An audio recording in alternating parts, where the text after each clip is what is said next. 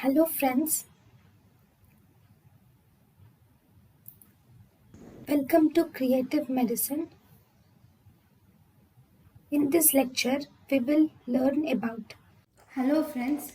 So if you see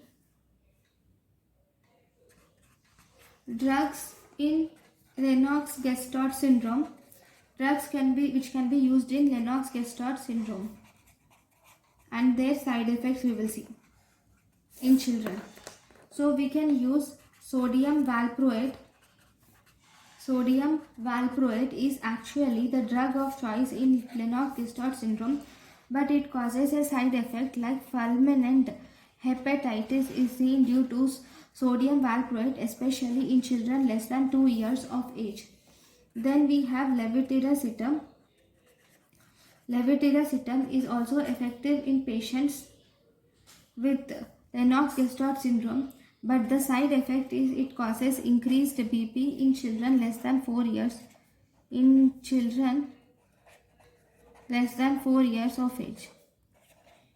Fulminant hepatitis in children less than 4 years of age.